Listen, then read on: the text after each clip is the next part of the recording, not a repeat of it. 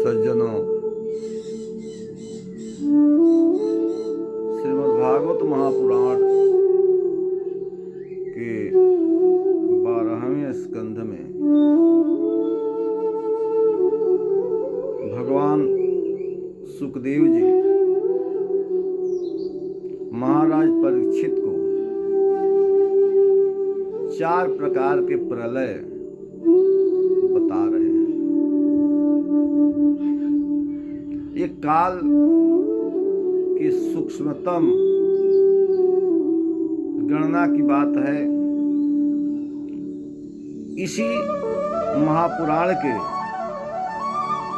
3रे स्कंध में परमाणु से लेकर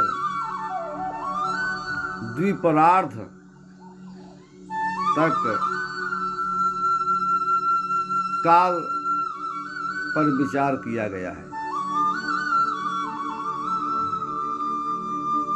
यह अत्यंत सूक्ष्मतम एवं बृहत्तम गणना है।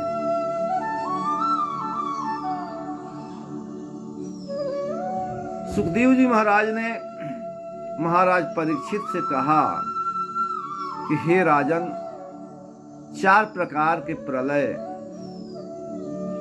होते हैं। नित्यो नैमित्तिकश्चैव तथा प्राकृतिको लयः आत्यन्तिकश्च कथिता कालस्य गतिरीदृशी। कालस्य ईदृशी गति, काल की ऐसी गति है। काल की गति से कोई बच नहीं पाया है संसार में। नारायण ही एक कालों के काल हैं, उन्हीं पर काल का कोई दाल नहीं गलती, काल का कोई प्रभाव नहीं पड़ता। तो नित्य प्रलय एक है, एक नैमित्तिक प्रलय है, एक प्राकृतिक प्रलय होता है एवं एक आत्यंतिक प्रलय होता है।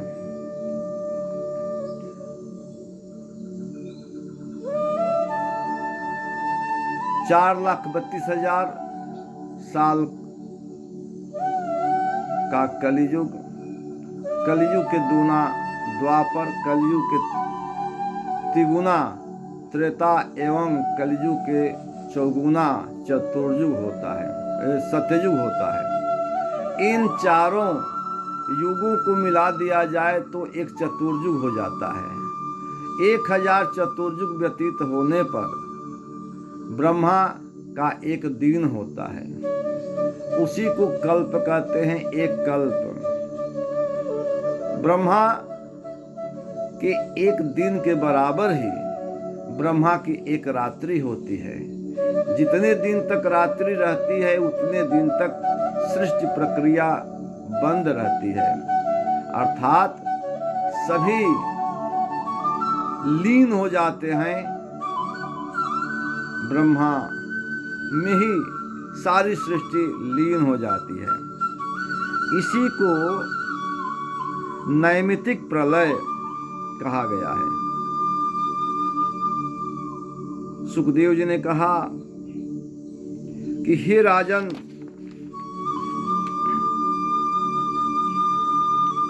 अहो परीक्षित कल्प बताऊं, अहो परीक्षित कल्प बताऊं, अप्रलय बात भी तो ही सुनाऊं। सहस चतुर्युग एक गिनाई, ब्रह्मा के एक दिन कहाई। उतने दिन के रात कहाई, ब्रह्मा दिन एक कल्प कहाई। प्रलय काल का राति कहाई, प्रलय नैमित्तिकता ही बताई। तो उतने दिन तक सृष्टि प्रक्रिया बंद रहती है। इसी को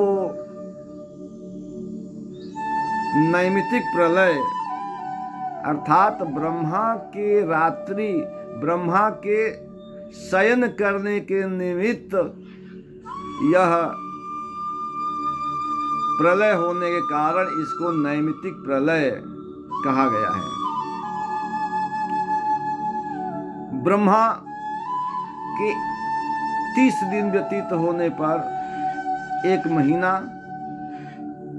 12 महीना व्यतीत होने पर उनका 1 साल, इस प्रकार से ब्रह्मा की आयु 100 साल तक होती है। और 100 साल व्यतीत हो जाने पर ब्रह्मा भी जीव कोटि में ही आते हैं। ब्रह्मा को भी उत्पन्न करने वाले श्रीमन नारायण हैं। अतः ब्रह्मा के 100 साल व्यतीत होने पर उनकी आयु समाप्त होती है। उस समय जो प्रकृति दिखलाई दे रही है, पृथ्वी, जल, हवा, आकाश, अग्नि, सूर्य, चंद्रमा, ग्रहमंडल आदि सब के सब नष्ट हो जाते हैं, सबके सब विलीन हो जाते हैं, और इसी को प्राकृतिक प्रलय कहते हैं। विधि की आयु जब ही नसाई, मूल प्रकृति ही सभी बिलाई। ब्रह्मांड ही यह रूप नसाई, सूक्ष्म रूप में स्थिर हो जाई। सो प्राकृतिक प्रलय कहाई, दृश्य विश्व कछु ना रही जाई। उस समय होता क्या है कि 100 साल तक लगातार वर्षा होने लगती है। भूख प्यास आदि से सभी प्राणी परेशान हो जाते हैं, मरने लगते हैं, एक दूसरे को मारने लगते हैं, खाने लगते हैं, आपस में सब लड़ कट कर नष्ट हो जाते हैं। मानो सूर्य तप रहा हो, 100 सालों तक प्रचंड सूर्य की गर्मी होती है, सूर्य तपता है। जैसे एक उपल, जिसको हम लोग गोईठा कहते हैं, तो उस उपल के ढेर को जला दिया गया हो और उसमें से जो ताप निकलता हो, या उसमें ताप निकलने पर जो उसकी स्थिति बनती है, उससे भी अधिक स्थिति ब्रह्मांड की हो जाती है, सब नष्ट हो जाते हैं। इसको कहते हैं, यही नैमित्तिक प्रलय है। एक होता है आत्यंतिक प्रलय। आत्यंतिक प्रलय तो मोक्ष को कहते हैं। जीव का ब्रह्म में पूर्णतया विलय हो जाना, जीव का ब्रह्म में लीन हो जाना, यही मोक्ष है, यही आत्यंतिक प्रलय है। आत्यंतिक माने अत्यंत, आत्यंतिक दृष्टि से अब कोई शेष न रह जाए कि निज कार्य न की निज ही मिलावे, महतादिक भी ना रही पावे। आत्यंतिक सो प्रलय बताई, मोक्ष रूपता के बतलाई। कुछ भी ज्ञाता गे, अब कुछ अशेष न रह जाए, आत्यंतिक प्रलय। एक होता है नित्य प्रलय। भौतिक विज्ञान का सिद्धांत है, जिस तरह से प्रतिक्षण दीपक जलता है और बुझता है, लेकिन मानव की प्रतीति नहीं होती, वह निरंतर उसको जलता हुआ ही देखता है। जिस तरह से गोमुख से निकलकर गंगा नित्य प्रवाहित हो रही है, नित्य प्रवाहित हो रही है सागर के लिए, लेकिन गंगा कहाँ से, वह जल कहाँ तक है, उस बीच में यह पता नहीं चल पाता, नित्य बहती है। उसी प्रकार से संसार में नित्य उत्पत्ति और विनाश होते रहते हैं। कोई ऐसा क्षण नहीं जब उत्पत्ति न होता हो और विनाश न होता हो। तो नित्य विलय, नित्य विनाश होने को ही नित्य प्रलय कहा गया है।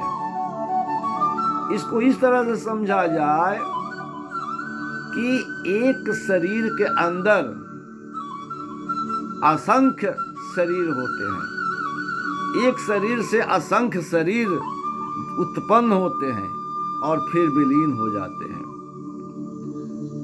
तो जैसे सरिता सदा बहाई, जैसे सरिता सदा बहाई, अनित्य विकार देह में आई। जो भागवत में ब्रह्मा जी ने बताया,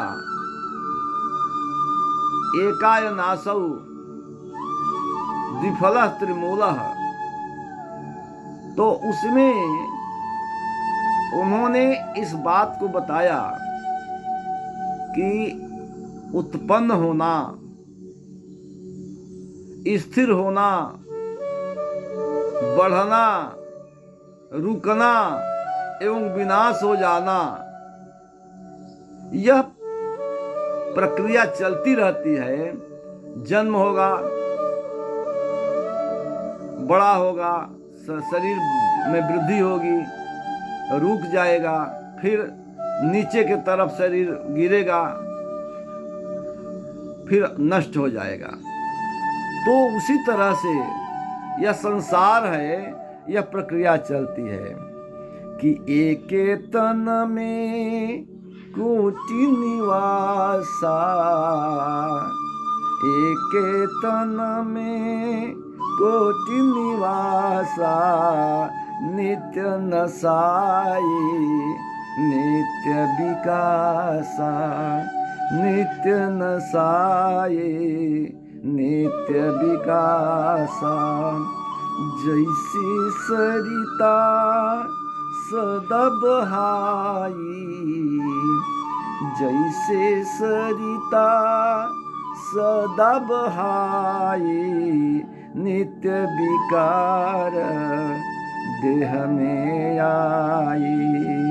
लय सो नित्य ही जग में होई, लय सो नित्य ही जग में होई, अप्रलय नित्य यस हवे सोई, प्रलय नित्य यस हवे सोई।